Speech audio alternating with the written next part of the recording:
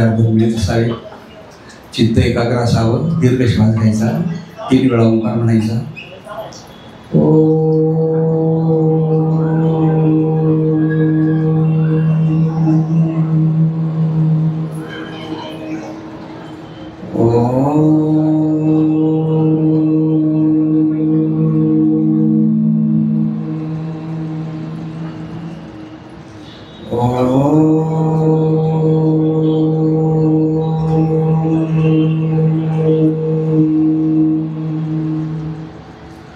दोन्ही हात नमस्कार स्थितीमध्ये तळे एकमेकांवर घासायचे.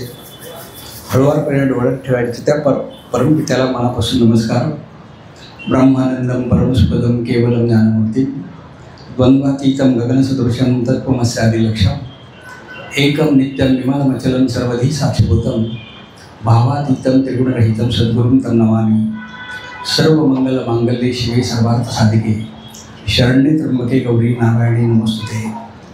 वक्रतुंड महाकाय सूर्यकोटी समप्रभा निर्विघ्नं कुरु मे देव सर्वकार्येषु सर्वदा.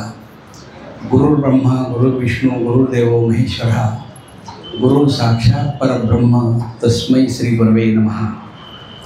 संत कृपा झाली इमारत फळा आली. ज्ञानदेवी रचला पाया उभारिले देवालया. नामातयाचा किंकर तेणे केलासे विस्तार. जनार्दनी एकनाथ स्तंभ दिला भागवत. भजन करा सावकाश तुका झालासे कळस. बहिणी म्हणे फडके ध्वजा निरूपण केले ओझा. आज अत्यंत मंगलमय वातावरणामध्ये या ठिकाणी महाराजांचा 135वा पुण्यतिथी उत्सव आणि या उत्सवाच्या निमित्तानं विविध विषयांवरची व्याख्यानं प्रवचनं या ठिकाणी आयोजित केलीत. आणि या निमित्ताने आपण सर्व भूदेव उपस्थित आहात. सर्वांना मनापासून पुनश्च एकदा नमस्कार करतो. आणि आपल्याला दिलेला जो विषय आहे जाऊ संतांची या गावा. मुद्दामच संत बहिणाबाईंचा अभंग निरूपणासाठी घेतलेला आहे. संत बहिणाबाई या तुकाराम महाराजांच्या शिष्या आणि त्या वारकरी संप्रदायाचं वर्णन करताना म्हणतात संत कृपा झाली इमारत फळा आली. ज्ञानदेवी रचला पाया उभारिले देवालया. नामातयाचा किंकर तेणे केलासे विस्तार. जनार्दनी एकनाथ स्तंभ दिला भागवत. भजन करा सावकाश तुका झालासे कळस.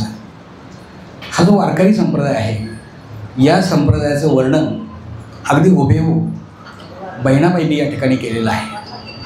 आपण विषयसुद्धा वाचला असेल आजचा जाऊ संतांची या गावा. म्हणजे संतांच्या गावाला आपण का जायचं 3-4 मुद्द्यावर मी निरूपण करणार आहे. संत म्हणजे काय, संत असतात कसे, त्यांच्याच गावाला आपण का जायचं आणि आपल्या जीवनामध्ये त्यांचा उपयोग काय होणार आहे, या 3-4 मुद्द्यांचा आपण विचार करत असतो. बहुतेक वेळा मी नेहमी पाहतो की संत या शब्दाचा अर्थ खूप वेळा आपल्या लक्षात येत असेल. संत म्हणजे काय, जे आमच्या जीवनामध्ये वसंत फुलवतात त्यांना मी संत असं म्हणतो. संत म्हणजे काय, जे आमच्या जीवनामध्ये भगवंताचं दर्शन घडवतात त्यांना मी संत असं म्हणतो. संत म्हणजे काय, ज्यांच्या सपणाला अंतच नाही त्यांना मी संत असं म्हणतो. स म्हणजे सद्विचार, स म्हणजे सहनशीलता, स म्हणजे सत्सद्विवेक बुद्धी. याला ज्यांच्या जीवनात अंतच नाही त्यांना मी संत असं म्हणतो. तुकाराम महाराजांचं उदाहरण मी नेहमी सांगत असतो. तुकाराम महाराजांना 2 बायका. पहिल्या पत्नी नेहमीच आजारी असायच्या, शेवटच्या घटका मोजतायत, घरात पाण्याचा थेंब नाही. पर्णकुटीच्या दारामध्ये तुकाराम महाराज बसतील, गळ्यात माळ, हातात टाळ, पांडुरंग पांडुरंग पांडुरंग चालले. त्यांच्या दुसऱ्या पत्नी अत्यंत तापड स्वभावाच्या, आपल्या सगळ्यांना माहीत आहे, जिजाबाई त्यांचं नाव. महाराजांच्या जवळ आल्या त्या आणि म्हणतात बंद करा तुमचं ते पांडुरंग पांडुरंग, घरात पाण्याचा थेंब नाही, शेवटच्या घटका मोजते, निदान आता तरी हिच्याजवळ बसा. पण तुकाराम महाराजांची ब्रह्मानंदी टाळे लागलेली. रागा वैतागाने जिजाबाईंनी डोक्यावर मातीचा अंडा घेतला, रणरणच्या उन्हामध्ये पाणी आणण्यासाठी निघून गेल्या. पायात चपलासुद्धा नाही. 15-20 मिनिटानंतर जेव्हा पाणी घेऊन परत आल्या तेव्हा विचार असा डोक्यात होता की निदान आता तरी तुकाराम महाराज तिच्याजवळ बसलेले असते. पण कसलं काय, जिजाबाई जेव्हा तिथे आल्या पाहतात तर तुकाराम महाराज आईशीच बसलेले होते. आता मात्र जिजाबाईंना भयंकर राग आला. आपल्या डोक्यावर जो मातीचा अंडा होता तो तसाच घेतला आणि महाराजांच्या डोक्यात टाकला. तुकाराम महाराज म्हणतात जिजा तू किती का चांगली आहेस, एवढे दिवस मी ऐकलं होतं गरजेल तो पडेल काय, पण आज तो गरजली सुद्धा आणि पडली सुद्धा. ज्यांच्या जीवनात सहनशीलतेला अंतच नाही त्याला मी संत असं म्हणतो. सांगायला खूप सोपं आहे, ऐकायला खूप गोड वाटतं आहे, पण आपल्या जीवनामध्ये आणणं खूप अवघड आहे. बरं अवघड आहे, म्हणून आपण संतांच्या गावाला जायचं आहे. सकाळच्या वेळेला आपण बाथरूममध्ये गेलो, आंघोळीसाठी जर कमी अधिक गरम पाणी असेल तर पाण्याच्या अगोदर आमचं टेम्परेचर वाढतं. म्हणजे अनुभूती जीवनामध्ये खूप महत्त्वाची असते. नाथांचं उदाहरण असं सांगत असतो. नाथ महाराज कधी रागवायचेच नाहीत. अहो त्यावेळेला नाथांना रागावून दाखवण्यासाठी 200 रुपयाची पैज लावली. 14व्या शतकाचे 200 रुपये म्हणजे केवढी मोठी किंमत असेल त्याला. नाथांचं जीवन आणि इतर संतांचं जीवन याच्यामध्ये फार मोठा फरक. नाथांचं जीवन म्हणजे समृद्ध जीवन, भली मोठी शेती, स्वतंत्र देवघर, चिरेबंदी वाडा. एक दिवस नाथ महाराज सकाळीच पूजा करत बसलेले आहेत, सोहळ्यात बसले. ज्या ग्रस्ताने पैजेचा विडा उचललेला होता तो ग्रस्त सरळ गेला आणि नाथांच्या मांडीवर जाऊन बसला. त्याला वाटलं नाथ बाबा रागवतील, पण नाथ महाराज रागवले नाही. उलट त्यांनी आपल्या पत्नीला हाक मारली आणि म्हणतात, अगं ऐकलंस का, कोण आपल्याकडे पाहुणे आले, त्यांना बसायला जरा चटई तरी अंतर. नाथांची पत्नी 14व्या शतकातली, पतीनं सांगितलेली ऐकणारी होती. ताबडतोब त्या बाहेर आल्या आणि चटई टाकण्यासाठी खाली वाटल्या. पण या ग्रस्ताला वाटलं नाथ बाबा रागवले कसे नाहीत, त्यांनी दुसरी युक्ती शोधून काढली. नाथांच्या पत्नी जेव्हा चटई टाकण्यासाठी खाली वाकल्या त्यावेळेला या ग्रस्ताने नाथांच्या मांडीवरून उडी मारली आणि पटकन तिच्या कडेवर जाऊन बसले. नाथांनी जेव्हा ते दृश्य पाहिलं तेव्हा नाथ बाबा असं म्हणतात, बघ कसा गोपाळ कृष्ण यशोदेच्या कडेवर बसल्यासारखा दिसतो, त्याला आत तरी मी आणि दूध तरी दे. तो ग्रस्त खाली उतरला. फार वाईट वाटलं त्याला. तो म्हणाला, नाथ बाबा चुकलो मी, पण तुमच्यासारख्या संताला त्रास दिल्याचं पाप माझ्या डोक्यावर बसलं, पैज मात्र हरलो. नाथ महाराज म्हणतात, कसलं पाप, कसली पैज. तो ग्रस्त म्हणाला, नाथ बाबा जर तुम्ही माझ्यावर रागावला असतात ना, मी 200 रुपयाची पैज जिंकलो असतो. नाथ म्हणतात, कशासाठी पाहिजे होते 200 रुपये तुला. त्या ग्रस्ताने सांगितलं, मी माझ्या मुलीचं लग्न करू शकलो असतो. नाथ म्हणतात, एवढंच ना. पटकन उठले, तिजोरीची चावी घेतली, तिजोरी उघडली, तिजोरीतून 200 रुपये काढले, त्या ग्रस्ताच्या हातात दिले आणि त्याला सांगितले, तू पुढे धावत जा, मी तुझ्या पाठीमागून धावत येईल. पाहणाऱ्या लोकांना असं वाटेल मी तुझ्यावर भयंकर रागावलोय आणि आणखीन तुला ते 200 रुपये देऊन टाकते. 200चे 400 होतील. ज्यांच्या सुविचाराला अंतच नाही त्याला आपण संत असं म्हणतो. आणि म्हणून बहिणाबाई वर्णन करताना म्हणतात, संत कृपा झाली. 750 वर्षापूर्वी ज्ञानेश्वर माऊलींनी या महाराष्ट्रामध्ये एकतेचा, ममतेचा, समतेचा, प्रेमाचा विचार मांडला.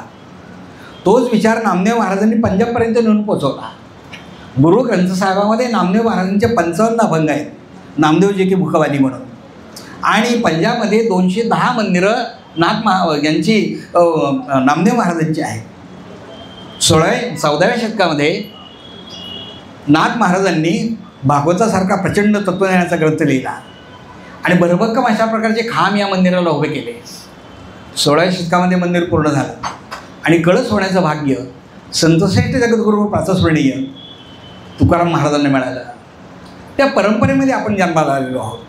आणि म्हणून मी नेहमी सांगत असतो, दुर्लभे भारते जन्म हा, महाराष्ट्रे अति दुर्लभ हा. भारतामध्ये जन्माला येणं ही अत्यंत भाग्याची गोष्ट आहे. महाराष्ट्रामध्ये जन्माला येणं ही त्याच्यापेक्षा भाग्याची गोष्ट आहे. देहू आळंदी परिसरामध्ये जन्माला येणं ही त्याच्यापेक्षा भाग्याची गोष्ट आहे. आणि पुणे शहरामध्ये जन्माला येणं ही महत् भाग्याची गोष्ट आहे. आपण सगळेजण भाग्यवान आहोत, कारण आपली भूमी संतांची भूमी आहे, शुरांची भूमी आहे, वीरांची भूमी आहे. आणि म्हणून बहिणाबाईंनी म्हटलं, संत कृपा झाली. संतांची कृपा ज्या वेळेला आपल्या जीवनामध्ये होते ना, त्यावेळेला इमारत फळा आली. ही इमारत पूर्णपणे फळाला येते, इमारत फळा आली. आणि या इमारतीचा ज्ञान हा देव, ज्ञानदेवी रचिला पाया, उभारले देवालया. आणि नुसतं पाया भरभक्कम अशा प्रकारच्या भिंती, नामातयाचा किंकर.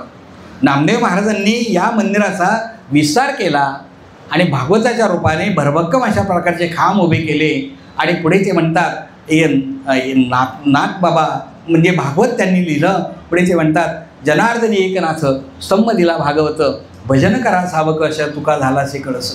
या परंपरेमध्ये आपण जन्माला आलो. एकंदरीत 12व्या शतकापासून तर 16व्या शतकापर्यंत ही सगळी संत मंडळी होऊन गेली. आणि या संतांनी समाजामध्ये आमूलाग्र अशा प्रकारचं परिवर्तन केलं. कदाचित आपल्याला त्यावेळेचा इतिहास माहीत असेल. 12व्या शतकामध्ये ज्ञानेश्वर माऊलींनी ज्ञानेश्वरी लिहिली, पण नुकतंच त्यावेळेला यवनांचं राज्य आपल्याकडे सुरू झालेलं होतं. रामदेव रायाचं राज्य संपलेलं होतं. आणि अशा वेळेला ज्ञानेश्वर माऊलींनी जो समाज पाहिला, तो समाज फार वेगळ्या पद्धतीचा पाहिला. त्यावेळेला वर्णव्यवस्था होती. ब्राह्मण, वैश्य, शूद्र, क्षत्रिय अशा प्रकारची वर्णव्यवस्था होती. पण ज्या लोकांनी समाजाचं नेतृत्व करावं, तो वर्गच आरामशीर जीवन जगत होता. क्षत्रिय मंडळी राजदरबारामध्ये मर्दुमकी गाजवायची, वतनं मिळवायची आणि तोही आरामशीर जीवन जगत होता. जो काही वैश्य वर्ग आहे, इमानी इतबारे व्यापार उद्योग करायचा आणि आपलं जीवन व्यवस्थित जगायचं. राहिला प्रश्न फक्त शूद्रांचा. आणि या शूद्र मंडळींचं एखादे आंधळे व्यक्ती ज्याप्रमाणे अंधारात चाच पडते, त्याप्रमाणे ही शूद्र मंडळी आणि विशेषतः त्याचबरोबर स्त्रिया रांधावाडा आणि उष्टी काढा, बस या पलीकडे समाजामध्ये त्यावेळेला त्यांना स्थान नव्हतं. अशा वेळेला ज्ञानेश्वर माऊलींनी समाजाचं निरीक्षण केलं आणि यारे यारे अवघे जण याती भलते नारी नर, किंवा गीतेमध्ये सांगितल्याप्रमाणे येत जाती वर्ण कुळ हे अवघेची गा कारण. या ठिकाणी जाती वर्ण कुळ कुठल्याही प्रकारचा भेदभाव नाही, स्त्री पुरुष समानता या ठिकाणी आपल्याला दिसते. म्हणजे गरीब नाही, श्रीमंत नाही, लहान नाही, मोठा नाही, सगळ्या लोकांना एकत्र आणण्याचं काम जर कोणी केलं असेल तर ते ज्ञानेश्वर माऊलींनी केलं. आणि ह्या सगळ्या वारकरी संप्रदायाने केलं. म्हणून वारकरी संप्रदायाचं स्थान आजही समाजामध्ये अत्यंत महत्त्वपूर्ण आहे. ही सगळी संत मंडळी आहेत ना, ही संत मंडळी राहतात तरी कुठे, कुठून आली? संतांच्या गावाला जायचं म्हणजे नेमकं आपण कुठे जायचं? अगोदर त्यांचं गाव तर आपल्याला माहीत पाहिजे. मग संतांचं गाव कुठे नेमकं आहे? महाराजांना विचारलं, तुकाराम महाराजांना, आपण आलात कुठून? तुकाराम महाराज म्हणतात, आम्ही वैकुंठवासी. पुन्हा जाणार कुठे? पुन्हा वैकुंठामध्ये जाणार.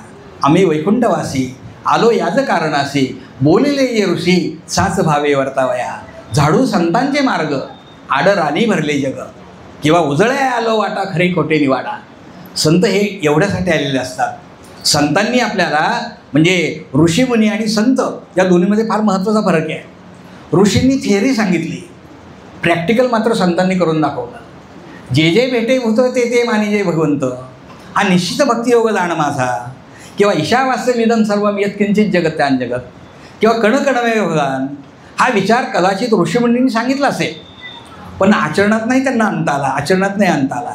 थेअरी त्यांनी सांगितली, पण प्रॅक्टिकल मात्र संतांनी करून दाखवलं. म्हणून पाण्याशिवाय वाळवंटामध्ये तडफडणारं गाढव जेव्हा नाथांनी पाहिलं, त्यावेळेला रामेश्वरला चालवलेलं पाणी हे गाढवामध्ये भगवंत आहे हे समजून त्यांना पाजलं त्यांनी पाहिजे. म्हणजे या ठिकाणी प्रॅक्टिकल त्यांनी करून दाखवलं. आणि म्हणून संत आमच्या दृष्टीने महत्त्वाचं आहे. महाराजांनी वर्णन केलं आहे, काय वानू आता संतांचे उपकार, मज निरंतर जागविती, काय द्यावे त्याची व्हावे उतराई, ठेविता हा पायी जीव थोडा, सहज बोलणे हित उपदेश करुणी सायाशी शिकविती. आज संतांच्या गावाला आपण का जायचं ते निरंतर आपल्याला जागवतात. ते असं म्हणतात की काय वानू आता संतांचे उपकार, या संतांचे उपकार किती वर्णन करावेत. काय वानू आता संतांचे उपकार, मज निरंतर जागविती. म्हणजे रात्रंदिना महायुद्धांचा प्रसंग, अशा प्रकारची परिस्थिती असताना सुद्धा संत आपल्याला निरंतर जागा ठेवतात. ज्ञानेश्वर माऊलींनी ज्ञानेश्वरी लिहिली, अमृतानुभव लिहिला, चांगदेव 65 लिहिली, हरिपाठाचे अभंग लिहिले आणि समाजामध्ये एक प्रकारचं परिवर्तन केलं.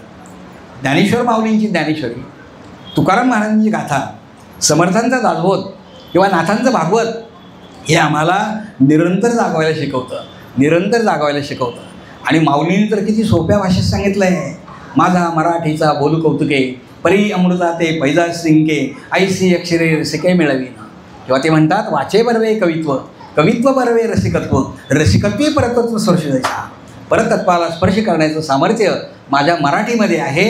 आणि म्हणून ज्ञानेश्वर माऊलींनी सगळं जे साहित्य निर्माण केलं हे मराठीमध्ये साहित्य निर्माण केलं. आणि आजही आपण 750 वर्ष पूर्ण झाली ज्ञानेश्वरी लिहून, किंवा माऊलींनासुद्धा जाऊन 750 वर्ष पूर्ण झाली, तरीसुद्धा आजही आम्हाला ते आपल्यामध्येच असं वाटतात, कारण ते निरंतर आपल्याला जागवतात. काय द्यावे त्याशी व्हावी उतराई. महाराज असं म्हणतात की काय दिलं म्हणजे त्याचे उपकार आपल्याला फेडता येतील. काय द्यावे त्याशी व्हावी उतराई, ठेविता हा पायी जीव थोडा, जरी त्यांच्या पायावर माझा जीव जरी ठेवला ना तरीसुद्धा त्यांचे उपकार फेडता येणार नाहीत. आणि सांगतात तरी कसं, सहज बोलणे हितोपदेश करुणी सायासी शिकविती. किती सहज बोलतात. संतांनी किती सहज उपदेश केलेला आहे. आपल्यापैकी बऱ्याच जणांनी ज्ञानेश्वरी वाचली असेल किंवा दासबोध वाचला असेल, भागवत वाचलं असेल. प्रत्येक सिद्धांत समजावून सांगताना किती सोपे सोपे दृष्टांत त्यांनी दिलेले आहे. ज्ञानेश्वरीमध्ये 9,000 ओव्या आहेत. 9,000 ओव्यांपैकी जवळजवळ 4,500 ते 5,000 ओव्या या दृष्टांताच्या ओव्या आहेत. एखादं तत्त्वज्ञान आम्हाला सांगायचं आहे, एखादा सिद्धांत आम्हाला सांगायचा आहे. हा सिद्धांत जर समजून द्यायचा असेल तर दृष्टांत सांगितलं म्हणजे सिद्धांत समजतो. उदाहरण सांगितलं म्हणजे लगेच आपल्याला समजतं. पूर्वी बघा, एखाद्या मोठ्या व्यक्तीला जर भेटायला जायचं असेल तर अगोदर आपल्याला छोट्या व्यक्तीला अगोदर नमस्कार करायला लागतो. कलेक्टर साहेबांना जर भेटायचं असेल तर अगोदर शिपायाला नमस्कार करावा लागतो, नाही का. पण तत्त्वज्ञान काय आहे, मोठ्या व्यक्तीच्या सानिध्यामध्ये जर छोटी व्यक्ती असेल तर अगोदर छोट्या व्यक्तीला मान द्यावा लागतो. हे सिद्धांत आहे. पण हे याच्यातून दृष्टांतातून कसं सांगितलं. शेठजी महादेवाच्या मंदिरामध्ये गेले आणि त्या ठिकाणी पाहतात तर शंकराच्या पिंडीवर एक विंचू बसलेला होता. शेठजींना भयंकर राग आला. शेठजींनी त्या विंचवाकडे पाहिलं आणि ते म्हणतात, सांबाच्या पिंडीवरी वैससी जरी वृश्चिका आज परी तो आश्रय तुटता खेटर उतरले तुझा माझं. अरे शंकरच्या पिंडीवर तू बसलाय, महादेवाच्या पिंडीवर बसलाय, पण आता तू पिंडीवर बसलाय म्हणून मला काही करता येणार नाही. पण एकदा का तू बाजूला झालास की खेटर उतरेल रे तुझा माझं. जोपर्यंत मोठ्या व्यक्तीच्या सानिध्यामध्ये छोटी व्यक्ती आहे तोपर्यंत छोट्या व्यक्तीला मान द्यावा लागतो. पण एकदा का ती व्यक्ती बाजूला गेली तर कोणी त्याला मान देत नाही. सिद्धांत सांगितला, त्याचं दृष्टांत सांगितलं की ते आपल्या लक्षात येतं. संतांनी कितीतरी अशी सोपी सोपी उदाहरणं सांगितलं आपल्याला. ज्ञानेश्वर माऊलींच्या ज्ञानेश्वरीमध्ये मी आत्ताच आपल्याला सांगितलं जवळजवळ 4,500 ओव्या या दृष्टांताच्या आहेत. 9वा अध्याय ऐश्वर्ययोग म्हणून आहे. जळी स्थळी काष्टी पाषाणी सगळ्या ठिकाणी मी आहे अर्जुना. पण काय सांगू तुला, मला पाहण्यासाठी जी श्रद्धा असावी लागते ती श्रद्धाच लोकांच्या ठिकाणी नाही. आणि अशा प्रकारची अश्रद्ध माणसं असतात कशी. माऊलीने काही सुंदर दृष्टांत दिलेत. पाहे पाजू पवित्र आणि गोड पासी त्वचेची या पदराड परिते अभेरीण गोचिड अशुद्ध काय सेविते का कमलकंदा आणि दरदुरे ना नणूक एकेची घरी. अर्थ सांगितला म्हणजे आपल्या लक्षात येईल. माऊली असं म्हणतात, अरे अर्जुना, दूध किती पवित्र आणि गोड आहे. काही काही पदार्थ पवित्र असतात पण गोड नसतात. काही काही पदार्थ गोड असतात पण पवित्र नसतात. स्वीट होममधले लाडू गोड आहे पण पवित्र नाही, नैवेद्याला नाही चालणार ते. गाईचं गोमूत्र पवित्र आहे पण गोड नाही. पण दूध मात्र पवित्र आहे आणि गोडे आहे. अशा प्रकारचं दूध असतं कुठं, गाईच्या कासेमध्ये. बाहेरच्या बाजूला गोचिड चिकटलेले असतात. किती अंतरावर, पासी त्वचेची या पदराड, फक्त मध्ये तुळशीचा एक पातळ पडदा आहे. पण या गोचिडांची त्या गाईच्या दुधावर श्रद्धाच नसल्यामुळं ते आयुष्यभर रक्तपीत असतं, त्याला दूध कधी मिळतच नाही. पण माऊलींना वाटतं हा दृष्टांत लोकांना समजला असेल का. अजून सोपं करून सांगितलं, का कमलकंदा आणि दरदोरे नानणूक एकेची घरी. अरे कमळाचा कांदा आणि बेडूक दोघे एके ठिकाणी असतात. 100 मैलावरनं भोंगा येतो आणि कमळामधला मध पिऊन जातो. पण त्या बेडकाची श्रद्धा नसल्यामुळे ते आयुष्यभर चिखल चिवडत असतं. माऊलींना वाटतं हे समजलं असेल का. पुन्हा तिसरा दृष्टांत, का निदैवाच्या परिवारी लोह्या ऋतुल्या वरीवरी. एखादा दुर्दैवी मुलगा आहे, वडील स्वर्गवासी झालेले असतात. तो मुलगा एका ठिकाणी बसून दिवस दिवस उपवास करतो. त्याला खा घे वगैरे कुणी काही म्हणत नाही. वडिलांचे मित्र येतात, ते म्हणतात, बाबा रे, तुझ्यासाठी तुझ्या वडिलांनी खूप संपत्ती साठवून ठेवली आहे. जिथे बसलायस ना तिथून उठ आणि ती जागा खण, म्हणजे संपत्ती कुठे तुला समजेल. तो उठतो आणि ती जागा खणतो. लोह्या ऋतुल्या वरीवरी लोखंडाच्या कढयाच्या कढया सोन्या नाण्यांनी भरलेल्या त्याला दिसतात. माऊलींनी दृष्टांताच्या 3 ओव्या सांगितल्या आणि मग सिद्धांताची ओवी सांगितली. तैसा हृदयामध्ये मी रामो असता सर्व सुखासिया रामो का भ्रांतासी कामू विषयावरी. आणि तसा मी तुझ्यामध्ये असताना तू मला इतरत्र शोधण्याचा का प्रयत्न करतो आहेस. कुठे शोधीशी रामेश्वरानं, कुठे शोधीशी काशी. हृदयातील भगवंत राहिला हृदयातच उपाशी. न लगे सायासे जावे वनांतरा सुखे तो घरा नारायण ठाईच वैसोनी करा एक चित्त आवडी अनंत आळवावा. मला सांगायचं होतं हे की इतकं संतांनी सोपं सोपं सोपं सोपं करून सांगितलं आहे. आणि म्हणून ते म्हणतात करोनी सायासे शिकविती. किती प्रयत्नाने शिकवतात. एक गुरुकुल होतं, गुरुकुल. आणि त्या गुरुकुलामध्ये बरेच विद्यार्थी शिकायचे. पूर्वी शाळा नसायच्या, गुरुकुल असायची. 100 विद्यार्थी असतील. गुरुजींनी एक दिवस सर्व मुलांना एक शब्द म्हणायला शिकवला. सर्वांनी ब्राह्मण शब्द म्हणा. सगळी मुलं म्हणायची ब्राह्मण, पण एक मुलगा म्हणायचा बामन. गुरुजी म्हणायचे रे ब्राह्मण म्हण, तरी तो मुलगा बामनच म्हणायचा. गुरुजींना वाटलं काय करावं आता, किती याला समजून सांगावं. त्याला जवळ घेतलं, पाठीवरून हात फिरवला आणि त्याला विचारलं, हे बघ तू घोडा बघितलास का? बघितला घोडा. मग घोड्याला खायला घालतात, त्याच्या दोन एक पिशवी असते तोंडाजवळ, त्या पिशवीला काय म्हणतात? तो म्हणाला त्याला तोबरा म्हणतात. बरोबर ना? त्याला तोबरा म्हणतात. मग गुरुजी त्याला म्हणाले, तुला तोबरा म्हणता येईल का? म्हणाला येईल म्हणता. मग म्हण बरं, तोबरा म्हण, तोबरा म्हण, तोबरा म्हण, तो ब्राह्मण, तो ब्राह्मण. करुणी सायाशी शिकविते. गुरु असतात, शिक्षक असतात, इतक्या प्रेमाने आपल्याला शिकवतात. आणि म्हणून संतांचे उपकार आपल्याला अनंत आहेत. काय अनु आता संतांचे उपकार मज निरंतर जागविते. मंडळी, प्रवचन असलं, व्याख्यान असलं, आपण हसलं पाहिजे बरं का. कधी कधी माणसं हसतच नाहीत. औरंगाबादमध्ये विनोद झाला ना, आमची पुण्यातली माणसं 2 दिवसांनी असतात. कारण 2 दिवस माणसं विचार करतात, हसू का नको, हसू का नको, हसू का नको. मग बायको जरा म्हणाली ना नवऱ्याला आता हसायला काही हरकत नाही, मग दोघे मिळून हसायला सुरुवात करतात. हसतच नाही मंडळी. मी एक ग्रस्त असा पाहिला, मुलाला 95% मार्क मिळाले, पेढे देण्याचा कार्यक्रम चालला आहे, सगळेजण आनंदाने पेढे खातात, पण मुलाच्या वडिलांचा चेहरा कडक इस्त्री केल्यासारखा. मी म्हणायला लागलो, अरे इतका चांगला प्रसंग आहे आणि यांच्या चेहरा आनंद का नाही? म्हणून न राहून मी विचारलं. म्हणलं मुलाला एवढी चांगले मार्क मिळालीत आणि तुम्ही काय हसताना मला दिसत नाही. ते म्हणाले त्याचं काय आहे, गेल्या वर्षी जो मुलगा पहिला आला ना त्याला 96% मार्क होती, याला 95% मार्क आहे. काय म्हणावं म्हटलं या माणसाला. पण बायको मात्र खूप आनंदी असायची बरं का. सुखात असणार, दुःखात असणार, जरा जवळचे संबंध होते. म्हणून मी त्या बाईंना विचारलं, म्हणलं बाई तुमचे मिस्टर कधीच हसताना मला दिसत नाही, पण तुम्ही मात्र कायम हसताना दिसता, कसं काय जमतं हो तुमच्या दोघांचं? काय करता? म्हणलं ॲडजस्ट करावं लागतं. म्हणलं काय काय ॲडजस्ट करता हो, नाही का? ते म्हणले काय काय ॲडजस्ट करता? म्हणले प्रत्येक गोष्ट ॲडजस्ट करा. आणि खरं सांगू का, तुमच्या माझ्या जीवनाचा पेपर भगवंतानी एकदम छान सोडवला आहे. तुमच्या माझ्या जीवनाचा पेपर भगवंतानी एकदम छान सोडवला आहे. गाळलेल्या जागा भरा, देवाला 10 पैकी 10 मार्क द्यावी लागतील. एका वाक्यात उत्तरे द्या, देवाला 10 पैकी 10 मार्क द्यावी लागतील. पण देवाचा एकच प्रश्न फार कच्चा आहे, तो म्हणजे जोड्या लावा. पटलं असेल सगळ्यांना, 3च जोड्या बरोबर असतात, 7 जोड्या चुकीच्या असतात. 7वी जरी जोडी आपली असली ना तरी संत परत आपल्याला सांगतात, काही काळजी करायचं कारण नाही. आवडीने भावे हरिनाम घेसी, तुझी चिंता त्याशी सर्व आहे. नको खेद करू कोणाच्या गोष्टीचा, पती लक्ष्मीचा जाणत असे. जैशी स्थिती आहे तैशा परीर आहे, कौतुक तुपा आहे संचिताचे. सकल जीवांचा करीतो सांभाळ, तुझं मुख लिहिलायचे नाही. आणि नागबाबा म्हणतात, एका जनार्दनी भोग प्रारब्धाचा हरी कृपे त्याचा नाश झाला. चिंता कशासाठी करायची आपण? त्या बाईनं विचारलं, ॲडजस्ट करता म्हणजे नेमकं काय करता? तेव्हा त्या बाईंनी सांगितलं, अहो कुठे कार्यक्रमाला जर जायचं असलं ना तरी ॲडजस्टमेंट करावं लागते. म्हणजे वास्तुशांतीला जायचं असेल, बारशाला जायचं असेल, लग्नाला जायचं असेल का मग मी जाते. आणि मैत्रीला जायचं असेल, दहाव्याला जायचं असेल, बाहेरला जायचं असेल त्यांना पाठवते. काय ॲडजस्टमेंट आहे. जीवनात खूप हसलं पाहिजे. संतांनी आपल्याला हे शिकवलं आहे, जैशी स्थिती आहे तैशा परीर आहे. म्हणून संतांच्या गावाला जायचं आहे आपण, म्हणून संतांच्या गावाला जायचं आहे. तर या ठिकाणी आपल्या संतांचे आपल्यावर अनंत उपकार आहेत. 12व्या शतकापासून तो 16व्या शतकापर्यंत. म्हणजे ज्ञानोबाचे तुकोबा, ज्ञानेश्वर माऊलींच्यापासून तर तुकाराम महाराजांच्यापर्यंत, आणि तुकाराम महाराजांच्या शिष्य पुढे निळोबारायांच्यापर्यंत अशी सगळी संत मंडळी होऊन गेली. किंवा मुक्ताई ते बहिणाई, म्हणजे मुक्ताबाईंपासून तर बहिणाबाईंपर्यंत ही श्री संतसुद्धा होऊन गेल्या.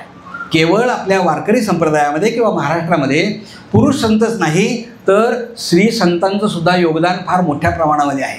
आपण काही संतांचा विचार आपल्या या प्रवचनामध्ये करणार आहोत. संत ज्ञानेश्वर माऊलींनी या सगळ्या 18 पगड जातीचे संत निर्माण केले. 18 पगड जातीमध्ये संत निर्माण केले. नामदेव महाराज शिंपी आहेत, नरहरी सोनार आहेत, सावता माळी आहेत, गोरा कुंभार आहेत, रोहिदास आंभार आहेत, चोखा महार आहेत. सगळ्यांनी ते संत निर्माण केले. श्री संतांना सुद्धा तेवढंच आपल्याकडे स्थान आहे.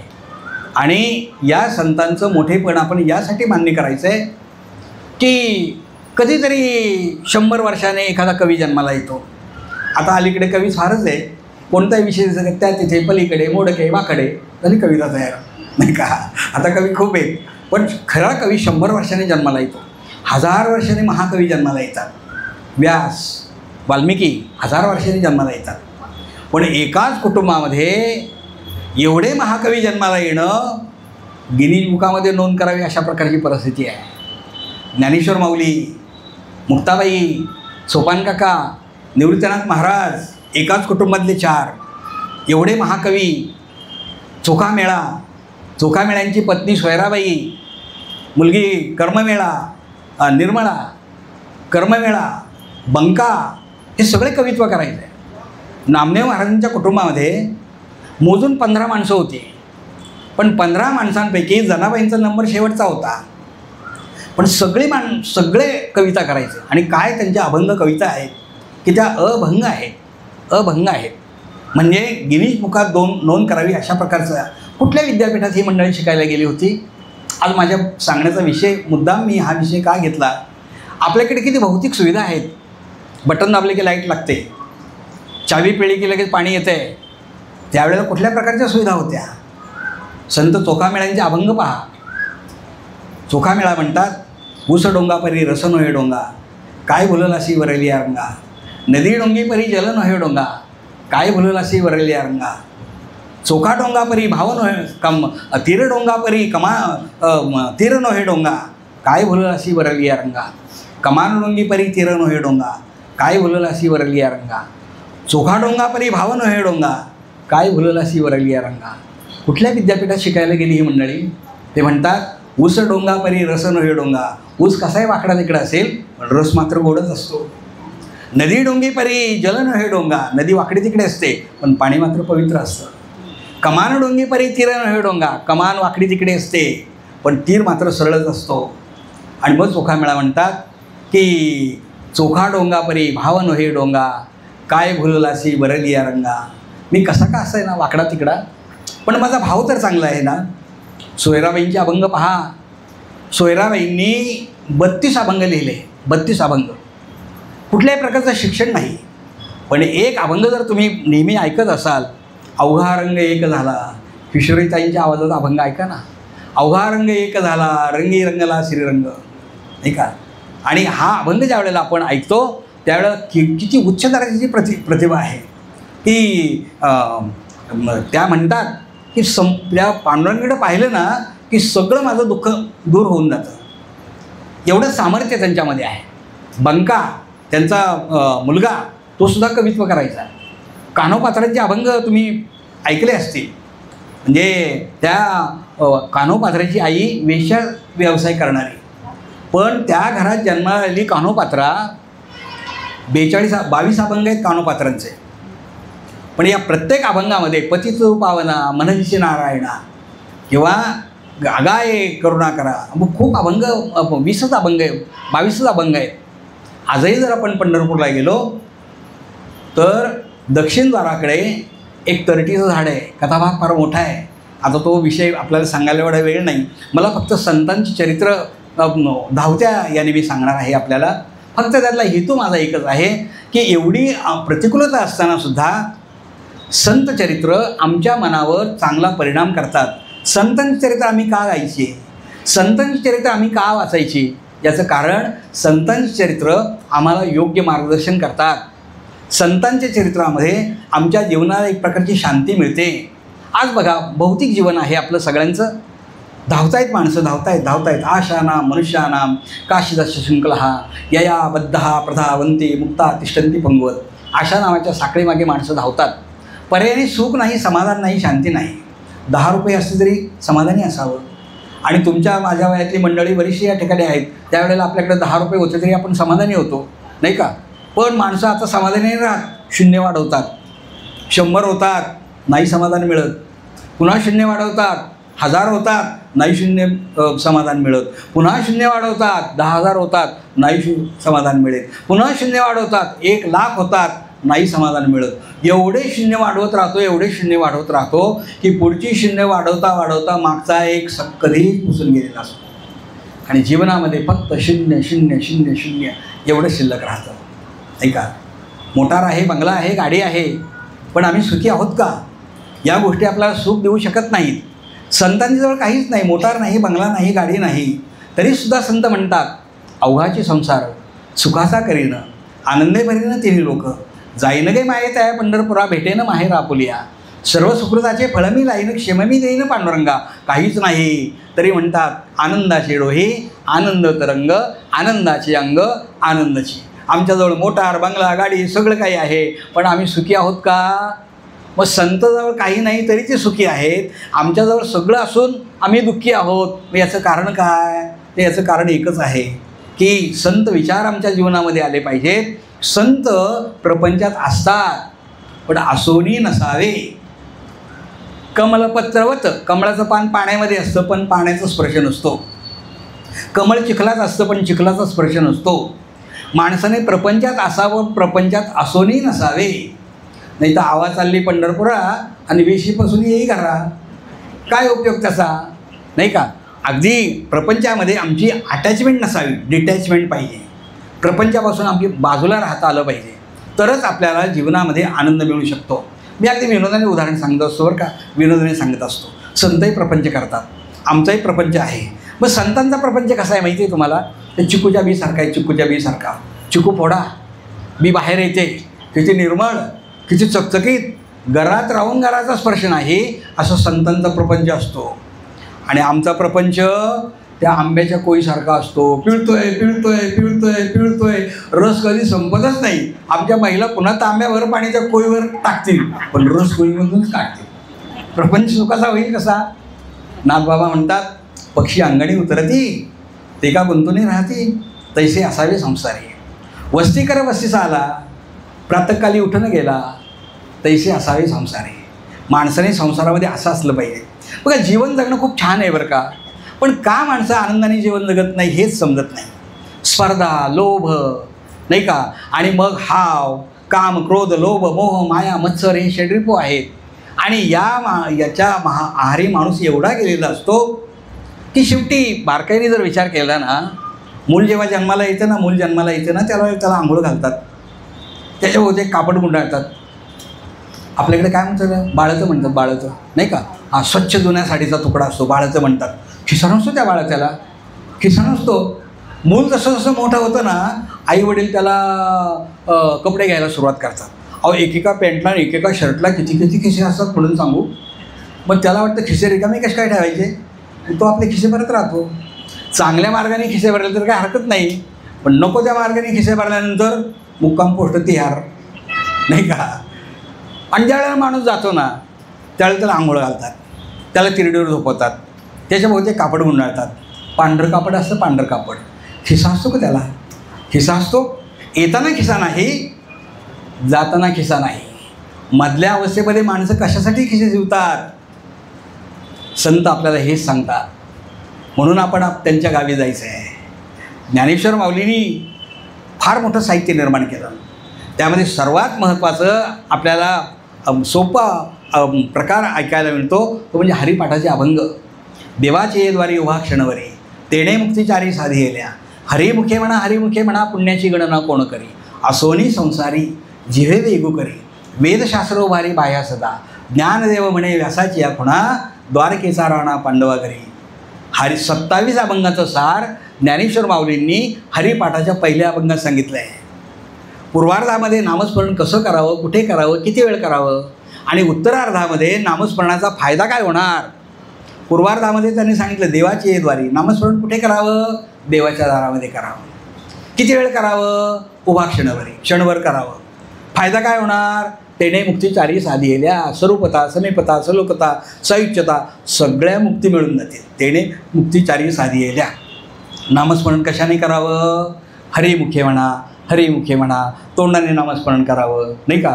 फायदा काय होणार, पुण्याची गणना कोण करी. एवढं पुण्य पदरात पडेल की त्याची गणनाच करता येणार नाही. मग यासाठी संसार नाही सोडायचा का, असोनी संसारी, संसारच सोडायला सांगितलं आहे.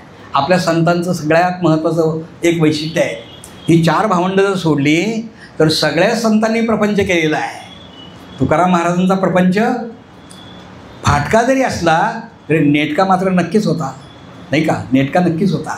नाथांचा प्रपंच सोन्याला सुगंध, गिरजाबाई त्यांच्या जीवनामध्ये मिळालेल्या होत्या आणि म्हणून त्यांच्या प्रपंचाला एक सुगंध होता. माऊलींचा प्रपंच हे विश्वची माझे घरं, ऐशी मती जयाची स्थिर, किंबहुना चराचर आपणची झाला. केवढा मोठा प्रपंच आहे. समर्थांचा प्रपंच म्हणजे संपूर्ण भारत भ्रमण त्यांनी केलं आणि जो सामर्थ्य आहे चळवळीचे, जो जो करील तयाचे, हा विचार त्यांनी आपल्या सर्व लोकांना सांगितला. आणि म्हणून ही प्रपंच सगळ्या संतांनी केलेला आहे. ते म्हणतात असोनी संसारी, संसाराचाच अस, पण संसारात असूनसुद्धा जिभे वेगू करे, जिभेला नामस्मरणाचा वेग दे. फायदा काय होणार? वेदशास्त्रो भारी बाह्या सदा, वेद आणि शास्त्रवर बाह्या करून तुझा स्वीकार करेल. आणि मग माऊली म्हणतात, हे मी नाही म्हणत बरं, ज्ञानदेव म्हणे व्यासाची या खुणा, द्वारकेचा राणा पांडवा घरी. हे मी नाही म्हणत, हे व्यास महर्षी म्हणतात, द्वारकेचा राणा पांडवा घरी. सरळ अर्थ संतांचं जे वाङ्मय आहे ना, या वाङ्मयामध्ये गुढार्थ फार मोठ्या प्रमाणामध्ये असतात. सरळ अर्थ वेगळा आणि गुढार्थ वेगळा. आपण गुढार्थ किंवा लाक्षणिक अर्थ त्यातलं समजून घेणं हे फार गरजेचं आहे. देवाचे द्वारी उभा क्षणभरी. देवाचं द्वार म्हणजे देवळाचं दार नाही. देवळाच्या दारात जर उभं राहून आपण थोडा वेळ थांबलो आणि या सगळ्या मुक्ती आपल्याला मिळतील का? मग तुकाराम महाराजांचं सगळं आयुष्य आपल्या देवाच्या ठिकाणी घालवलं तरीसुद्धा जिजाबाईंना अगोदर पांडुरंगाने दर्शन दिलं. मग देवाचं द्वार या शब्दाचा अर्थ आहे श्रद्धा. म्हणजे भगवंताचं नामस्मरण करा, ते श्रद्धेने करा. आणि ते पुढे म्हणता उभा क्षणभरी. क्षणभरी म्हणजे काय? तर थोडा वेळ असाच अर्थ नाही. जीवनातला प्रत्येक क्षणभर, जीवनातला प्रत्येक क्षणभर कशाने भर? नामस्मरणाने भर. नाहीतर मग आमच्या जीवनामध्ये काय, घटिका गेली पळे गेली तास वाजे घणाना, जन्म गेला व्यर्थ वाया रामकारे म्हणाना. तोंडात भगवंताचं नावच येत नाही.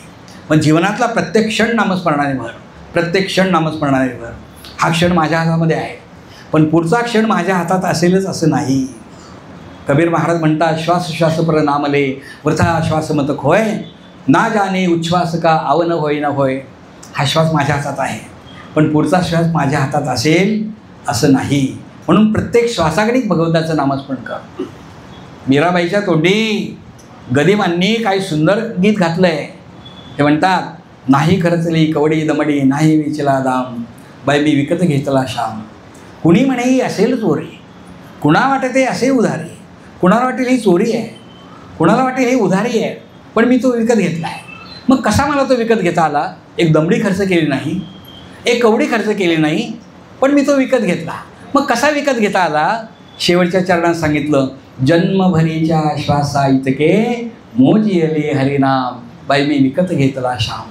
जेवढे श्वास माझ्या वाट्याला आले त्या प्रत्येक श्वासागणिक मी भगवंताचं नामस्मरण केलं आणि म्हणून मला तो विकत घेता आला. आज आपल्या जीवनामध्ये माणसं, मगाशीच मी आपल्याला सांगितलं, धावतायत. भगवंतानी अलीकडं शिकलेली मंडळी, IT वगैरे या भागात ती मंडळी पण वळतात तिकडे. पण काही मंडळींना ते देवावर विश्वास ठेवत नाहीत आणि त्यांना वाटतं कसलं देवन कसलं काय, त्यांना त्याचं काहीच वाटत नाही. पण एक गोष्ट मात्र नक्की आहे की एक वेळ अशी येते की हे सगळं चालवणारा कोणीतरी आहे चालवणारा. मला झोपवणारा तो आहे, मला उठवणारा तो आहे, मला चालवणारा तो आहे, मला बोलवणारा तो आहे, मला सकाळी उठवणारा सुद्धा तोच आहे. त्याने जर ठरवलं याला सकाळी उठवायचंच नाही तर सगळीकडे टेलिफोन तारा करावे लागतील, राम नाम सत्य है, नाही का, सगळे निरोप द्यावे लागतील. उठवणारा तो, बसवणारा तो, चालवणारा तो, त्याच्यावर आपली श्रद्धा असली पाहिजे. आणि म्हणून पुढच्या चरणामध्ये त्यांनी म्हटलं की असोनी संसारी, हरिमुखे म्हणा, तोंडाने नामस्मरण करा. भगवंताने तोंड दिलं आहे, किती छान केली हो आपली रचना देवाने. मी नेहमी सांगत असतो, भारतवर्षामध्ये आपल्याला जन्म दिला आहे, भारतामध्ये आपल्याला जन्म दिला आहे आणि तो मानवाचा जन्म दिला आहे आणि पुन्हा अव्यंग अशा प्रकारचा जन्म दिला आहे. कुठल्याही प्रकारचं व्यंग नाही. आंधळ्या माणसाला डोळ्याची किंमत विचारा, लंगड्या माणसाला पायाची किंमत विचारा. आपल्याला सगळे आवाज इथले तिथे आहेत ना. म्हणजे आपण किती भाग्यवान आहोत. आणि किती छान रचना केली हो देवाने आपली. 2 हात, 2 डोळे, 2 पाय, 2 कान, सगळे अवयव 2-2. कारण का? एक अवयव जर बाद झाला तर दुसऱ्या अवयवाने काम झालं पाहिजे ना. एका पायाने चालता आलं आणि दुसऱ्या पायाने चालता आलं पाहिजे. एका हाताने काम करता आलं आणि दुसऱ्या हाताने काम करता आलं पाहिजे. एका कानाने ऐकता आलं नाही, दुसऱ्या कानाने ऐकता आलं पाहिजे, नाही का?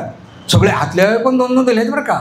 हृदयाचे भाग 2 आहेत, फुफ्फुसं 2 आहेत, मेंदू 2 आहेत, सगळ्यात महत्त्वाचा अवयव म्हणजे किडनी, त्यासुद्धा 2 आहेत, उजवी किडनी डावी किडनी. एक डॅमेज झाली तर दुसऱ्या किडनीने आपलं काम चालावं, इतकी देवाने काळजी घेतली, इतकी देवाने काळजी घेतली. आतले अवयव 2-2, बाहेरचे अवयव 2-2, आतले अवयव 2-2, बाहेरचे अवयव 2-2. पण एक गोष्ट फार चांगली केली बरं का देवाने, तोंड मात्र एकच दिले. जर 2 तोंडं दिली असती ना तर एका तोंडाने सतत कात राहिला असता आणि दुसऱ्या तोंडाने सतत बोलत राहिला असता. म्हणून सांगितलं हरिमुखे म्हणा, हरिमुखे म्हणा, पुण्याची गणना कोण करे. म्हणून त्या तोंडाचा उपयोग आपण त्याच्या नामस्मरणासाठी केला पाहिजे. किती साहित्य निर्माण केलं आहे संतांनी. नाथांचं साहित्य जर आपण पाहिलं ना, जनाबाईंचं साहित्य, एक दमा आणि करुंड, गंगाखेडला एक छोटंसं गाव, परभणी तालुक्यामध्ये गंगाखेड नावाचं छोटंसं गाव, त्या गावामध्ये दमा आणि करुंड या दोन्हींच्या पोटी जन्माला आली ही जना. अगदी उत्तर आयुष्यामध्ये जनाबाईंचा जन्म झाला पांडुरंगाकडे मागणी केली म्हणून. शेवटी पांडुरंगाने स्वप्नामध्ये दृष्टांत दिला आणि सांगितलं, जना जेव्हा 6 वर्ष तुला एक मुलगी प्राप्त होईल आणि ही मुलगी झाल्यानंतर तिचं नाव जनाबाई असं ठेव आणि तिला 6 वर्षाचे झाल्यावर नरसी बामणीला दामाशिटी आहेत त्यांच्याकडे देऊन टाक. सो यांची दमा आणि करुंड या दोघांची पण असं एक हे असं भावना असायची की जे काही होतं ना ते परमेश्वर कृपेने होतं, पांडुरंगाच्या कृपेने होतं. आणि खरंच त्यांना मुलगी झाली, तिचं नाव त्यांनी जना ठेवलं. सगळं पालनपोषण वगैरे व्यवस्थित केलं. जना आता 6 वर्षाची झाली आणि आता तिला पांडुरंगाने सांगितल्याप्रमाणे नरसी बामणीला गेलं पाहिजे. लहान मुलीला घेऊन पोटचा गोळा घेऊन ते निघाले पांडुरंगाची आज्ञा मानून आणि ते नरसी बामणीला गेले आणि त्या ठिकाणी दामाशेटींच्या घरामध्ये ठेवलं. एक दासी म्हणून त्या ठिकाणी ती काम करू लागली. नामदेव महाराजांचं वय आणि जनाबाईंचं वय याच्यामध्ये जवळजवळ 6 वर्षाचं अंतर आहे. असं म्हणतात जनाबाईंनी नामदेव महाराजांना कडेवर खेळवलेलं आहे. अशा प्रकारच्या जनाबाई 15वा क्रमांक यांचा आहे. जनाबाईचा नंबर त्या सदस्यांमध्ये शेवटचा नंबर आहे. सगळ्यात लवकर उठावं, सगळ्यात शेवटी झोपावं, परंतु शेण गोवऱ्या थापाव्यात, काडक्या कुटक्या गोळा कराव्यात, घरातली दळण कांडण सगळं करावं, पण कामाचा त्रागा केला नाही, कामाचा त्रागा केला नाही. जे काही काम आहे ते सगळं तिने पांडुरंगाला अर्पण केलं आणि पांडुरंगाला अर्पण केल्यामुळं झालं असं की पांडुरंग तिची कामं करू लागला. दळीता कांडिता तुझं गायीन अनंता, दळताना कांडताना भगवंत त्या ठिकाणी यायचे, नाही का? जणी बैसली न्हायला, जणी जर न्हायला बसली तर पांडुरंग तिला पाणी आणून द्यायचे. ती जर पाणी आणायला गेली तर पांडुरंग मागून पाणीची बादली घेऊन जायचे. पुन्हा जनाबाई पाण्याचा हंडा घेऊन आली तर तिला ते हंडा उतरू लागायचे. इतके अनुभव जनाबाईंनी सांगितलेले आहेत. हे भावविश्व सगळं वेगळं असतं बरं का. आणि एक गोष्ट लक्षात ठेवा की अध्यात्मातल्या गोष्टी ज्या असतात किंवा अध्यात्मातले प्रसंग असतात हे विज्ञानाच्या पट्टीवर मोजायचे नसतात, ते भावनेच्या पट्टीवर मोजायचे असतात. त्याच्यामध्ये भावना असते, श्रद्धा असते. ज्या अर्थी जनाबाईंनी हे सगळं काही लिहिलेलं आहे आपल्या अभंगामध्ये, पक्षी जाय दिगंतरा, बाळक आसी आणि तारा, किंवा घारा इंडते आकाशी, चित्त तिचे पिल्लापाशी, काही दृष्टांत उपमा दिल्यात. आपल्या डोक्यात नाही येणार आहे सगळं काही, पण यांनी जनाबाईंनी जवळजवळ 348 अभंग लिहिले, 348 अभंग लिहिले. आणि जनाबाईंचे अभंग ज्या वेळेला आपण ऐकतो लता दिदींच्या आवाजामध्ये, सुमन कल्याणपूरकरांच्या आवाजामध्ये किंवा आशाताईंच्या आवाजामध्ये हे अभंग ज्या वेळेला आपण ऐकतो त्यावेळेला असं वाटतं की खरोखर केवढी मोठी उत्तुंग प्रतिभा या लोकांच्यामध्ये आहे. आणि म्हणून या संतांचे उपकार आपल्यावर फार मोठे आहेत. जनाबाई या क्रांतिकारक संत आहेत. एका अभंगामध्ये त्या म्हणतात, डोईचा पदर खांद्यावरी आला, भरल्या बाजारी जाईन मी. त्या म्हणतात आता डोक्याचा पदर माझ्या खांद्यावर आला आहे, भरल्या बाजारात मी जाईल. हाती घेईल टाळं खांद्यावरी विणा, मनगटावरी तुम्ही चुना घाला. आपल्या अभंगामध्ये म्हणते जनाबाई इतक्या स्पष्टपणे, पंढरीच्या पेठी मांडिले पालं, नाही का? पंढरीच्या पेठीत आता मी पाल मांडलेला आहे. आणि ती पुढं असं म्हणते, जनी म्हणे देवा झाले मी येसवा, आता मी येसवा झाले आणि काय करायचं ते करा, मी बाकी श्रीमुक्तीसाठी ही सगळी चळवळ उभी करणार. श्रीमुक्तीचा संस्कार असणारी ही सगळी संत मंडळी आहेत. सोयराबाईंनी सुद्धा तेच केलं आहे. किंवा सोयराबाई असतील, जनाबाई असतील, मुक्ताबाई असतील. मुक्ताबाईंचं तर केवढं मोठं कार्य आहे. ज्ञानदादांना मांडे खाण्याची इच्छा झाली. परंतु ज्या वेळेला ते भांडं आणण्यासाठी ते गेलेले आहेत, खापर म्हणतो आपण त्याला, कुंभाराळीला खापर आणण्यासाठी गेलेत. पण विसोबा चाटेसारख्या याने यावं, आणि तो त्यावेळेला सावकार होता, त्याने यावं आणि ते खापरच फोडून टाकावं आणि म्हणावं आता मनात मांडे खा. परंतु ज्या वेळेला मुक्ताबाई, त्या सगळी तयारी त्यांनी करून ठेवलेली होती आणि खापरच मिळालं नाही, ते निराश झाले ते. आणि मग मुक्ताबाईला सुद्धा खूप वाईट वाटलं. ज्ञानेश्वर माऊलीसुद्धा म्हणायला लागले, काय आम्ही जगाचं वाईट केलं आहे, लोक आम्हाला एवढा का त्रास देतात, असा त्रास देण्याचं कारण तरी काय त्यांचं आहे. खिन्न झाले ते, खिन्न झाले. आणि जेव्हा पर्णकुटीमध्ये आले त्यावेळेला त्यांनी ताटीचा दरवाजा बंद करून घेतला आणि ते एका ठिकाणी बसले, कोणाशीच बोलत नव्हते ते. निवृत्तीनाथांनी हाक मारली, सोपानदेवांनी हाक मारली, पण तरी त्यांना ऐकत नव्हते. शेवटी मुक्ताबाईंनी हाक मारली, तरी मुक्ताबाईचं ते ऐकत नव्हते. शेवटी मुक्ताबाईंनी 4 वर्षाची मुक्ताबाई 9 वर्षाच्या ज्ञानदेव माऊलींना उपदेश करते, योगी पावन मनाचा, साही अपराध जनाचा. आपण योगी आहोत, या लोकांचा आपण अपराध सहन नाही करायचा, मग कोणी करायचा. जग झाले वन्नी, संत स्वये व्हावे पाणी. जग जर वन्नी झालं तर संतांनी पाणी झालं पाहिजे. मग ब्रह्मपट दोरा, ब्रह्मपट दोरा, ताटी उघडा ज्ञानेश्वरा. शेवटी तरी ताटी उघडत नाही. मुक्ताबाईंचे 12 अभंग आहेत, ताटी उघडत नाहीत. शेवटी जनाबाई म्हणते, आपण दादा कशासाठी इथे आलो आहोत, आपलं कार्य काय आहे. आपलं कार्य मुळात हेच आहे, लोपले ज्ञान जगी, हित नेण ती कोणी, अवतार पांडुरंग, नाव ठेविले ज्ञानी, आरती ज्ञान राजा. आपण आरतीमध्ये म्हणतो की नाही, प्रगट होई बोले, विश्व ब्रह्मची केले, राम जनार्दनी, पायी मस्तक ठेविले, आरती ज्ञान राजा. आपलं काम कशासाठी आहे, लोपलेलं ज्ञान प्रगट करण्यासाठी आपण या ठिकाणी आलो. दादा, आपल्या दातांनी जर आपली झेप चावली तर आपण दात काढून टाकतो का. आपल्या हाताने दुसऱ्या हाताला स्पर्श झाला आणि मारलं तर आपण हात तोडून टाकतो का. आणि मग ज्ञानदेवांना वाटलं, अरे हो, आपली काहीतरी चूक होते, आणि ताटी उघडली. लक्षात ठेवा, 4 वर्षाच्या मुक्ताबाईंनी ज्ञानदेवांना जर त्यावेळेला उपदेश केला नसता तर आम्हाला ज्ञानेश्वरी मिळाली नसती, अमृतानुभव मिळाला नसता, चांगदेव 65 मिळाली नसते, हरिपाठाचे अभंग मिळाले नसते. स्त्रियांचं योगदान फार मोठं आहे वारकरी संप्रदायामध्ये, स्त्रियांचं योगदान फार मोठं आहे. कानोपात्राचं जीवन तुम्ही अभ्यासा.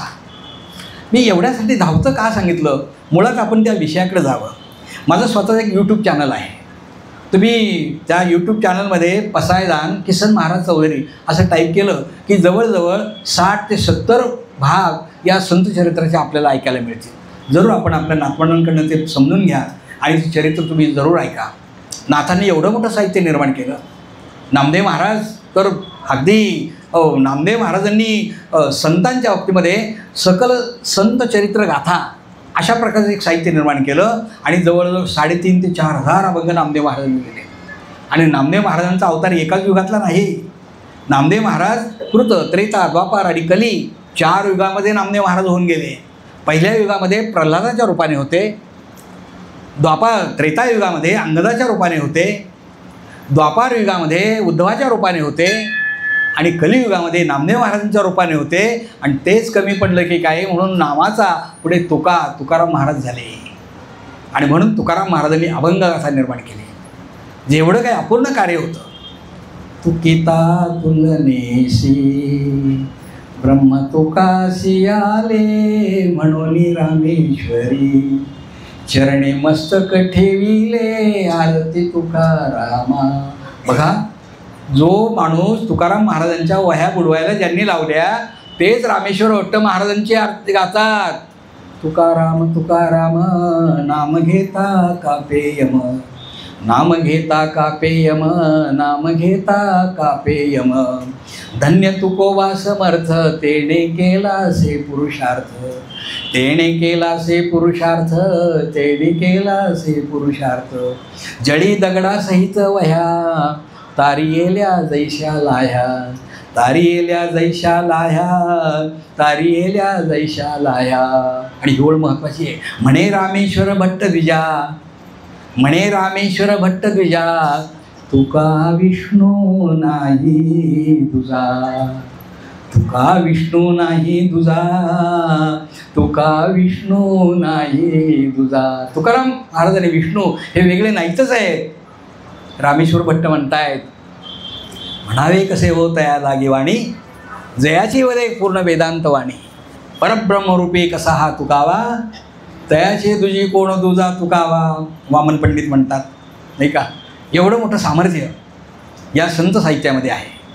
आणि म्हणून ते साहित्य आपण अभ्यासावं, आपल्या जीवनामध्ये साहित्याचा विचार आणावा. आणि केवळ वाचून उपयोग नाही, त्यांच्या जीवनात आणलं पाहिजे. नामदेव महाराज म्हणतात ना, नामामणे ग्रंथ श्रेष्ठ ज्ञानदेवी, एकतरी ओवी अनुभवावे. ओवी वाचून उपयोग नाही, ओवी ऐकून उपयोग नाही, ओवी लिहून उपयोग नाही, ओवी गाऊन उपयोग नाही, ओवी अनुभवता आली पाहिजे. खरं सांगू का, दुर्दैवाने आम्ही सुद्धा शाळा कॉलेजमध्ये जे शिक्षण देतो ना मुलांना, ते शिक्षण सगळं माहितीचं शिक्षण असतं, ज्ञानाचं शिक्षण नसतं. माहिती आणि ज्ञान या दोन गोष्टींमध्ये फार मोठा फरक आहे. माहितीला अनुभूतीची जोड असावी लागते, अनुभूतीमध्ये विवेक असावा लागतो. त्यावेळेला माणसाला शहाणपण येतं आणि त्यालाच आपण ज्ञान असं म्हणतो. कदाचित आता अनुभूती, विवेक, शहाणपण काय काय म्हणालो काही लगेच तुमच्या लक्षात आलं नसेल, पण एक उदाहरण सांगतो म्हणजे लक्षात येईल. एक सासूबाई होत्या, सासूबाई आणि एक सुनबाई होत्या. दोघींचं फार एकमेकावर प्रेम. आणि सासू या शब्दाचा अर्थ आपल्या सगळ्यांना माहीत असेल. सासू म्हणजे सारख्या सूचना, आणि सून म्हणजे सूचना नको, किती वेळा सांगा काही बदल होत नाही. पण दोघींचं फार प्रेम. सुनबाईने घेऊन सासूबाई बाजारात गेल्या. त्या भाजीवाल्याला म्हणाले, आजी ही माझी सुनबाई खूप शिकली, BA झाली, MA झाली, मी काय भाजी न्यायला येणार नाही, माझी सुनबाई भाजी न्यायला येईल. एकदा नाही, दोनदा नाही, 4 वेळा सांगितलं. चौथ्यांदा जेव्हा भाजीवालीने ऐकलं तेव्हा भाजीवाली म्हणते, आजी तुमची सुनबाई खूप शिकली. माझं लगेच लक्षात आलं, कारण पहिल्यांदा पिशवीमध्ये तिने 1/2 किलो टोमॅटो घेतले आणि त्याच्यावर 2 किलो बटाटे घेतले. माहिती आहे पण ज्ञानच नाही. घरी जाईपर्यंत आमलेट. आमची शाळेमध्ये असंच चालतं. मुलं इतकी छान प्रतिज्ञा म्हणतात ना पोपटासारखी, भारत माझा देश आहे, सारे भारतीय माझे बांधव आहेत, माझ्या देशावर माझे प्रेम आहे, इतकं पोपटासारखे म्हणतात. पण काही कामानिमित्त जर आम्ही ऑफिसमध्ये गेलो आणि बाकावरचा मुलगा इकडचा इकडे सरकला की मारामारी करायला सुरुवात करतात. आईचं वर्णन करताना काय छान लिहितात, समुद्राची शाई, आकाशाचा कागद, झाडांची लेखणी केली तरी जिचे उपकार आपल्याला लिहिता येत नाहीत अशा आईचं वर्णन काय करावं, 15-20 वेळी लिहितो. आणि घरी गेल्यानंतर जर आईने काही काम सांगितलं, थांबसाव. असं असलं तर काय उपयोग आहे. म्हणून नामावणे ग्रंथ श्रेष्ठ ज्ञानदेवी, एकतरी ओवी अनुभवावे. नामदेव महाराजांचं विपुल वाङ्मय आहे, तेही आपण अभ्यासा. नंतर नामदेव महाराजांच्या नंतर साहित्य निर्मिती जर कोणी केली असेल तर ती म्हणजे नाथांचं साहित्य. फार मोठं साहित्य निर्माण केलं आहे. नाथांनी भावार्थ रामायण लिहिलं, नाथांनी भागवत लिहिलं, की ज्या भागवताची मिरवणूक काशीला तिथल्या पंडितांनी काढली. सुरुवातीला विरोध केला, पण भागवतातलं इतकं सोपं आणि मराठीत, त्यावेळेला संस्कृतमध्ये काही गोष्टी लिहिणं हे बापलेकांची भांडणं झाली. नाथांचा मुलगा आणि नाथ महाराज या दोघांची भांडणं झाली, कारण आपले वडील संस्कृतमध्ये मराठीमध्ये प्रवचन करतात, मराठीमध्ये कीर्तन करतात, भागवत मराठीमधून लिहितात. बापलेकांचं भांडण झालं, तो रुसून गेला काशीला. पण नाथांनी पुन्हा ते भागवत तिथे काशीला नेलं. तिथल्या विद्वान पंडितांनी जेव्हा ते भागवत वाचलं त्यावेळेला त्याची मिरवणूक काढली हत्तीवरून. एवढं विपुल साहित्य संतांचं आहे. या सगळ्या संतांच्या मांदियाळीमध्ये सर्वात जास्त साहित्य निर्माण केलं असेल ना तर नाथ महाराजांनी केलं. जवळजवळ 2.25 लाख ओव्या या नाथांच्या नावावर आहेत. अनेक प्रकारचं साहित्य नाथांनी निर्माण केलेलं आहे. त्यामध्ये सर्वात महत्त्वाचा भाग म्हणजे नाथांच्या गवळणी आहेत, नाथांची भारुडं आहेत. हे सगळं कशासाठी तर केवळ समाजाचं प्रबोधन करण्यासाठी. मी मगाशी आपल्याला सांगितला विचार, बुडत आहे जन न देखावे डोळा, किंवा उजळाया आलो वाटा खरे खोटे निवाडा. तुकाराम महाराज म्हणतात, उजळण्यासाठी आम्ही या वाटा उजळण्यासाठी आलेलो आहोत. योग्य काय अयोग्य काय हे तुम्ही निवडा. हे त्या आपल्या विचारातून ते सांगतायत. नाथांनी समाजाचं प्रबोधन केलं.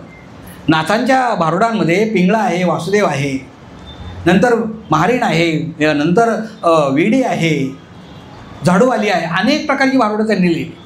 सासू आहे, सुनबाई आहे, आणि ते मनोरंजन करता करता समाजाचं प्रबोधन केलं बरं का. कारण नुसतं प्रबोधन तत्त्वज्ञान सांगून तर होणार नाही.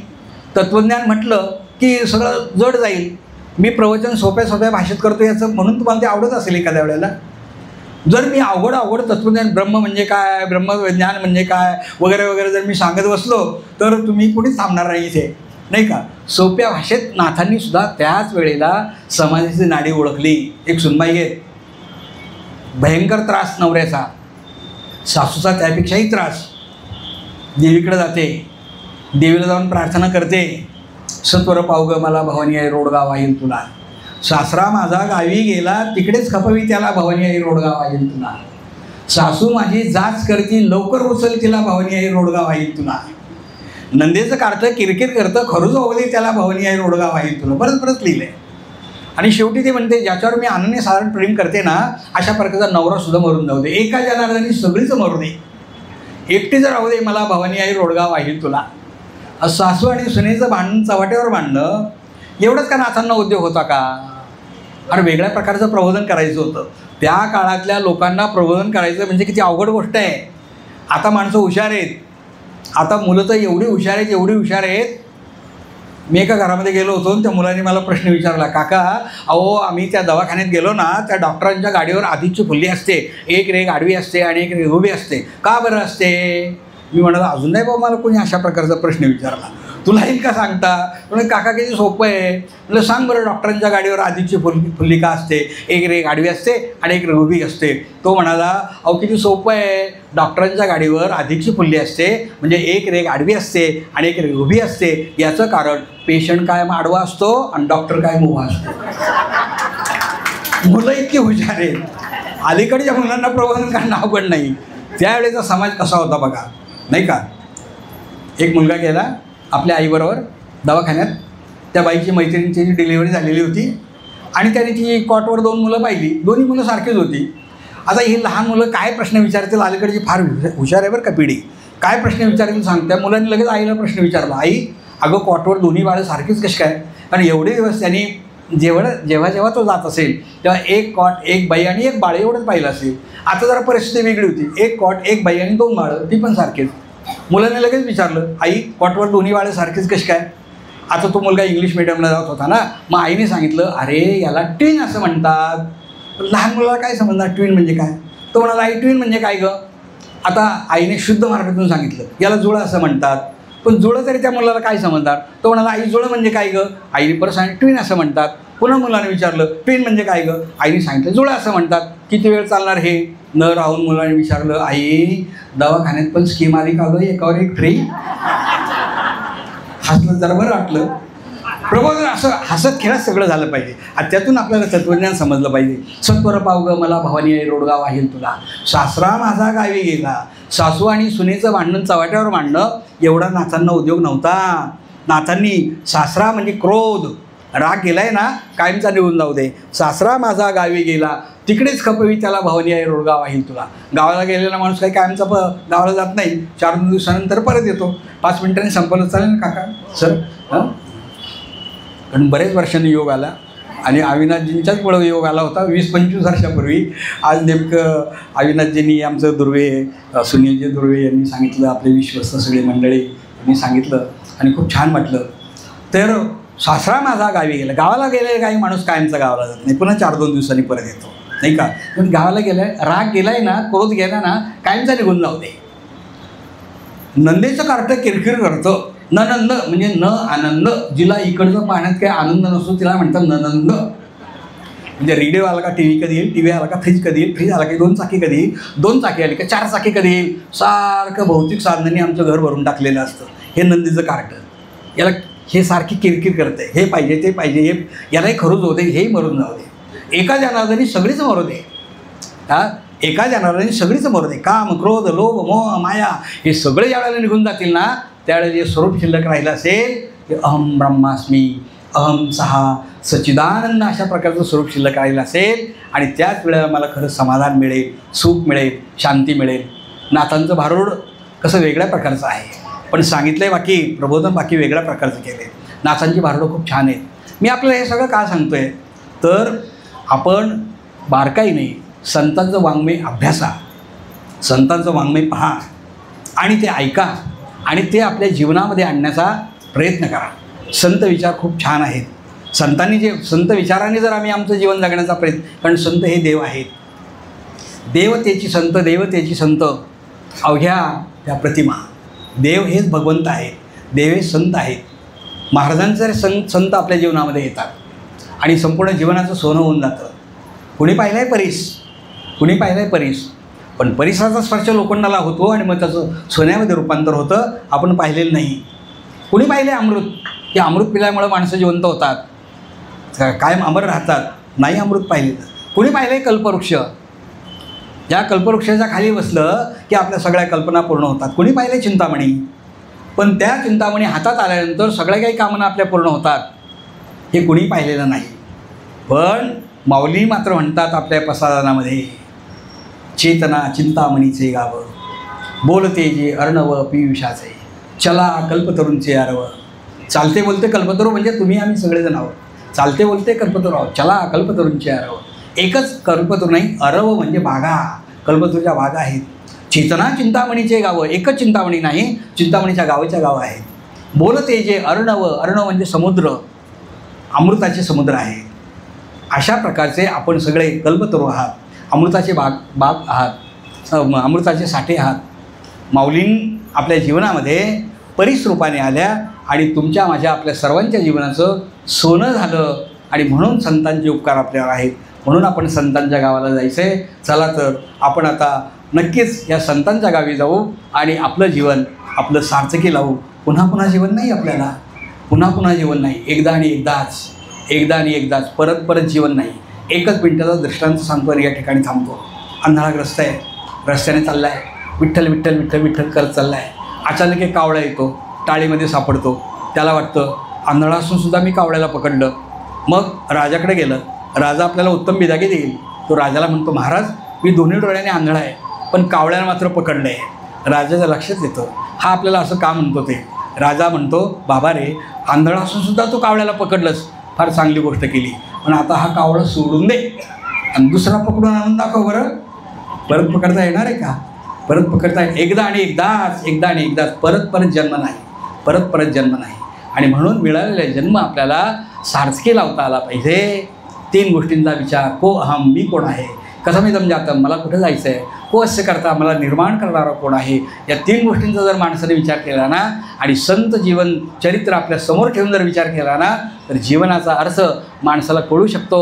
पण आज झाली मात्र परिस्थिती असे, यावत जीवम सुखम जीवे तृणम कृत्वा भृतम पिबेत. खाना पिना मजा करना यही हमारा काम, जिस दिन नियम की चिट्ठी आवे बोलो भय Ram. Life is only to enjoy. जीवन म्हणजे फक्त माझ्याकडे eat drink and be merry. या पलीकडं माणसांना जीवनाचा अर्थच कळत नाही. म्हणून संतांचं जीवन कार्य समजावून घ्या, संत आपल्या जीवनात आणण्याचा प्रयत्न करा. या वर्षीचा योग तर किती छान आहे. तुकाराम महाराजांच्या वैकुंठ गमनाला 375 वर्ष पूर्ण झाली. अहिल्यादेवींचं परवा चरित्र आपण ऐकलं. अहिल्यादेवींच्या याला जन्माला 300 वर्ष पूर्ण झाली. ज्ञानेश्वर माऊलींच्या या समाधीला 750 वर्ष पूर्ण झाली. आणि असं हा सगळा एक आपल्या महाराष्ट्रातला हा सगळा हे जे आहे भाग आहे, तो आपल्या दृष्टीने अत्यंत महत्त्वाचा आहे. चला तर आपलं जीवन आपण सार्थकी लावूया. महाराजांच्या पुण्यतिथीच्या निमित्तानं 135 वर्ष महाराजांना पूर्ण झाले, पण अनेक लोक जोडले गेले आणि आपल्या जीवनाचं सोनं झालं. सर्वांच्या जीवनाचं सोनं व्हावं असा एक विचार या ठिकाणी व्यक्त करतो. आणि वेदांनी केलेली प्रार्थना, सर्वे सुखिनः सन्तु, सर्वे सन्तु निरामया, सर्वे भद्राणि पश्यन्तु मा कश्चित् दुःखमाप्नुयात्, अशा प्रकारची प्रार्थना करतो आणि या ठिकाणी थांबतो. पुंडलिक वरदा हरी विठ्ठल, श्री ज्ञानदेव तुकाराम, पंढरीनाथ भगवान की जय, माऊली ज्ञानेश्वर महाराज की जय, जगद्गुरु संत तुकाराम महाराज की जय, योगीराज जंगली महाराज की जय. अवधूत चिंतन श्री गुरुदेव दत्त, गुरुदेव दत्त, गुरुदेव दत्त.